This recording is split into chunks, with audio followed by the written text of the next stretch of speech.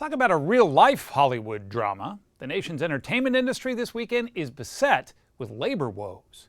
Tracy Smith now on the issues and the impact. It's a showstopper, all right. No actors! Both the Writers Guild of America and the Screen Actors Guild are on strike, and Hollywood is effectively shut down. The last time this happened was in 1960, when Ronald Reagan was president of the Actors Union. The Apartment was Best Picture. So you're pretty good with that racket. You should see my backhand. And the actors were holding out for more money in the form of residuals for movies shown on TV. 63 years later, with the industry facing severe economic headwinds, rising costs, and shrinking movie attendance, the unions are again pushing for better pay. But this time, with streaming and other platforms disrupting the industry, they're also looking for some guarantees that new technologies, like artificial intelligence or AI, won't ruin their careers. For the record, some CBS News staff are SAG-AFTRA members, but they work under a different contract than the actors and are not affected by the strike. The writers have been out here since May. The actors joined them on the picket lines on Friday. And when the actors announced that they were going to strike, there was, as you might imagine, a whole lot of drama. We are the victims here. Actors Union President Fran Drescher. I am shocked by the way the people that we have been in business with are treating us. The group that represents the studios, the Alliance of Motion Picture and Television Producers, or AMPTP, didn't respond to our request to appear on camera, but issued a statement saying in part that the AMPTP presented a deal that offered historic pay and residual increases, substantially higher caps on pension and health contributions, audition protections, shortened series option periods, and a groundbreaking AI proposal that protects actors' digital likenesses for SAG-AFTRA members. They also said, the union has regrettably chosen a path that will lead to financial hardship for countless thousands of people who depend on the industry. So now the battle lines are drawn, and it seems neither side is ready to back down. On day one of the strike last week, union president and former nanny Fran Drescher greeted the troops in front of the Netflix offices. Workers unite! She stopped long enough to tell us just what she thought of the people who run the studios. We are being systematically squeezed out of our livelihoods. And to studios who say it's unrealistic what you're asking? It's not unrealistic. It's realistic. What the hell are we doing? Moving furniture around on the Titanic. We're all going down unless we rescue ourselves right here and now from people that really are doing bad things to good people. The Writers Union is in much the same boat. They've watched their pay erode in the era of streaming TV. Well, you cannot turn down $50 for a $6 rye. In years past, a staff of writers for network shows like Seinfeld would typically stay with the show throughout production, which could mean years of steady paychecks. Now they say streaming has cut the number of writers for each show and the length of time they're hired. In other words, it's harder than ever for them to make a living.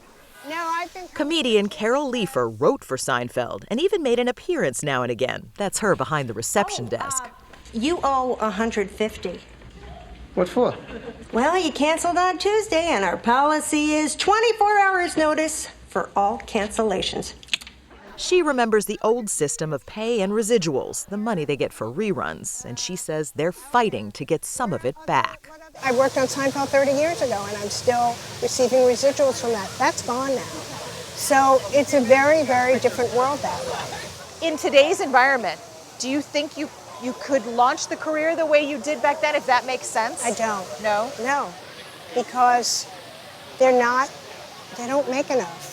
The studios say they've offered writers the largest pay increase in decades, but writers say it's still well below what they deserve.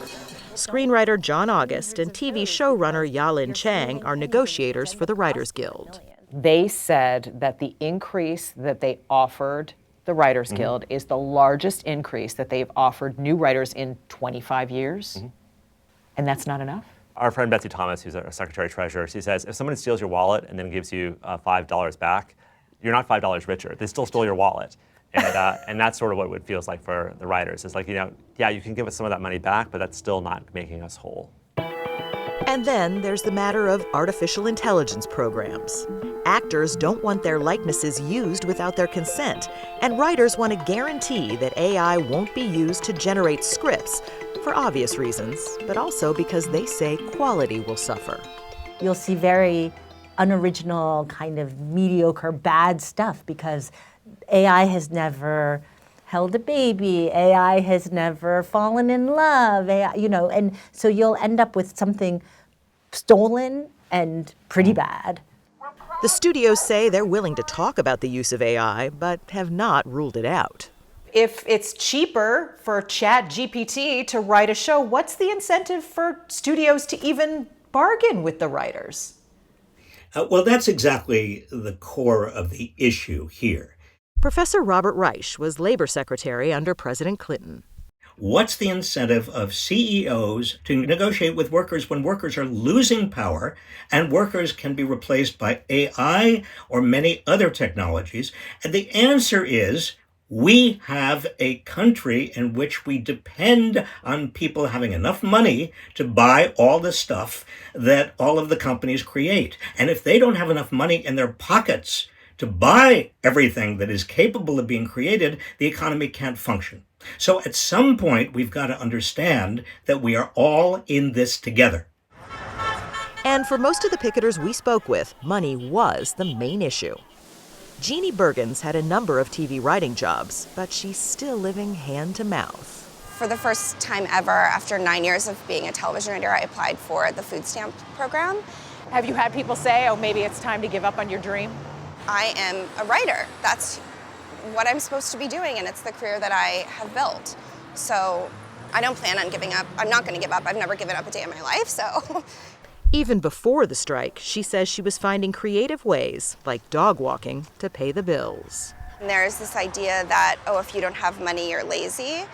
My colleagues are some of the hardest working people I know, and we shouldn't be. Sorry. It's okay. I'm not trying to live in a mansion out by Malibu. I just want to be able to pay my rent, pay my bills, and make sure that if I have a health crisis, I can afford to take care of myself. The AMPTP says unions are to blame for shutting Hollywood down. The unions say they'd like to keep negotiating, but for now, they're letting their feet and their signs do the talking. As everybody knows, if it ain't on the page, it ain't on the stage, it ain't on the TV, it ain't in movies. So we don't want to be devalued. We want to be valued for the resource that we are. And if I have to get 1,000 more steps in, I'll do it.